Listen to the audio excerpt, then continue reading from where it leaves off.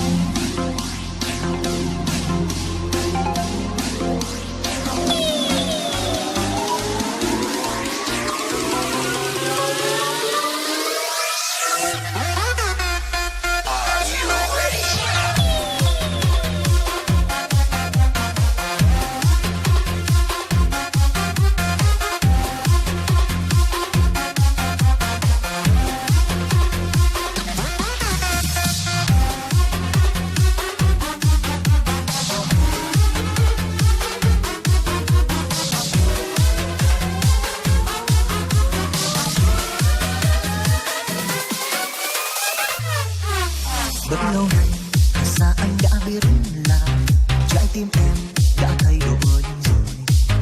Thế nhưng anh ngày qua vẫn cố gắng cười, dù lòng đau chẳng nói thành câu. Cũng bao đêm ngồi buồn anh suy nghĩ nhiều, cũng bên em hay anh dừng lại. Níu tay nhau chỉ làm dài thêm nỗi đau. Giờ thì anh biết làm sao. Anh đã từng suy nghĩ anh sẽ rời xa em, để cho em đến đúng nơi em hằng mơ. Dù lòng anh có yêu em rất nhiều, nhưng anh không cho em giấc mơ. Anh dừng lại em hãy bước tiếp con đường em. Đoạn đường ấy sẽ chẳng có anh đi kề bên, và anh sẽ cố gắng để quên bao kỷ niệm, quên một người quá khứ anh đã từng yêu. Đẹp.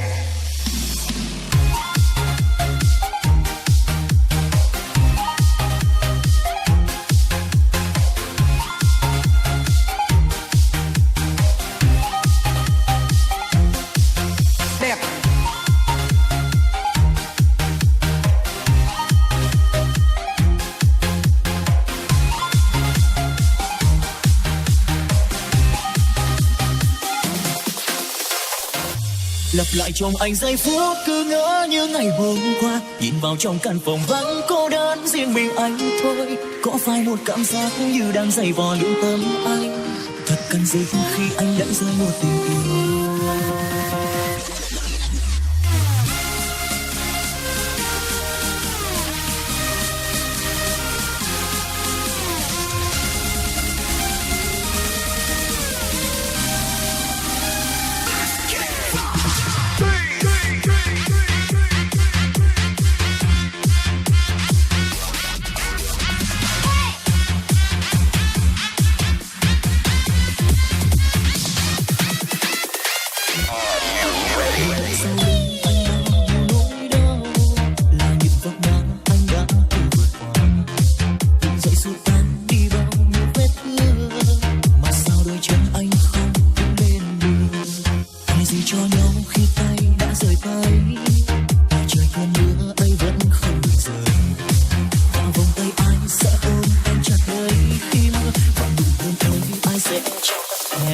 Nhắc lại bao nhiêu quá khứ anh xếp vào trong nỗi đau, nhắc lại bao nhiêu khoảnh khắc ta đã trao về nhau.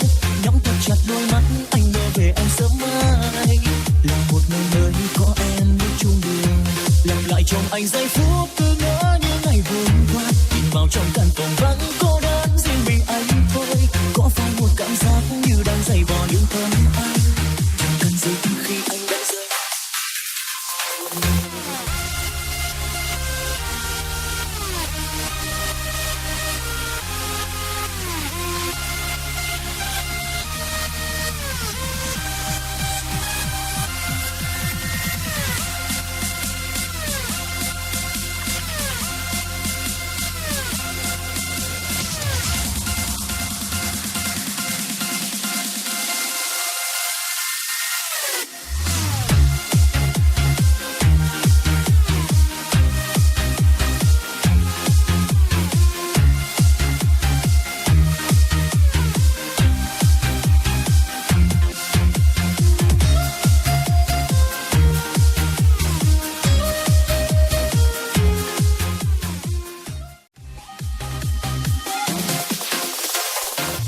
lặp lại trong anh giây phút cứ ngỡ như ngày hôm qua, nhìn vào trong căn phòng vắng cô đơn riêng mình anh thôi. Có phải một cảm giác như đang giày vò lương tâm anh, thật cần gì khi anh đã rơi một tình yêu.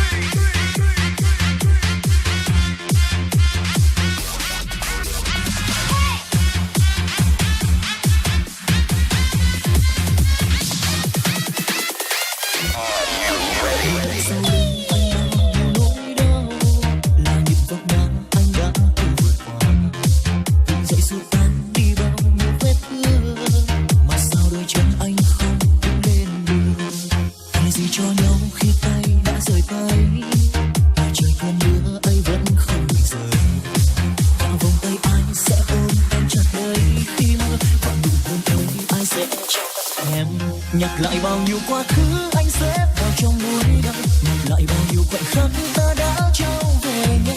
Nhắm thật chặt đôi mắt anh mơ về anh sớm mai, là một nơi mới có em bước chung đường. Lặp lại trong anh giây phút cứ ngỡ như ngày hôm qua, nhìn vào trong căn phòng vắng cô đơn riêng mình anh thôi. Có phải một cảm giác như đang giày vò lương tâm anh, chẳng cần gì khi anh đã rơi.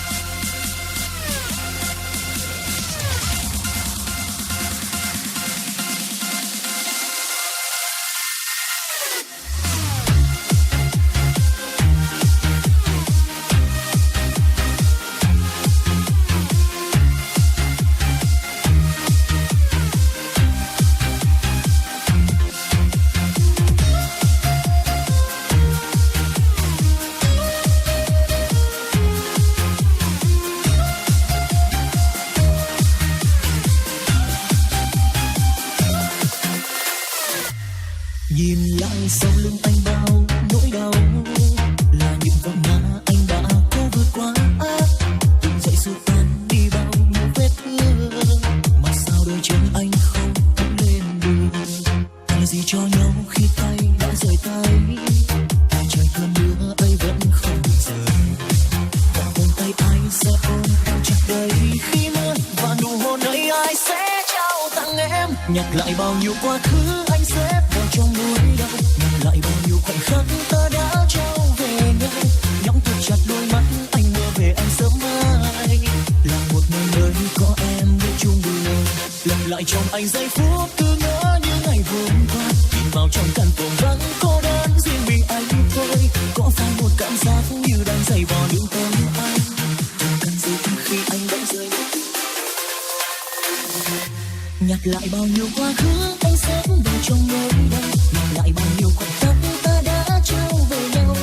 Nhắm thật chặt đôi mắt anh mơ về anh sớm mai, là một ngày mới ta sẽ bên cạnh nhau. Có phải một cảm giác như đang giày vò lương tâm anh, thật cần giữ khi anh đã rơi một tình yêu.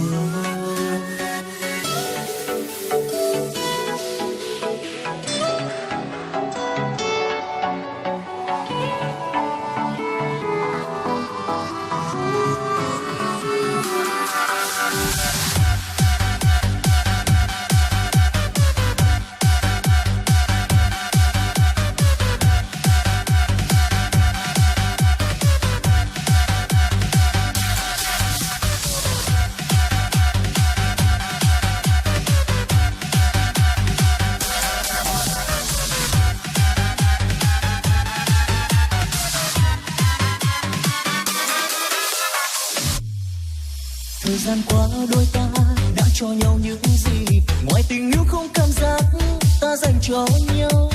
Đứng bên cạnh em những khi em buồn, cùng quan tâm em dù những điều nhỏ nhoi.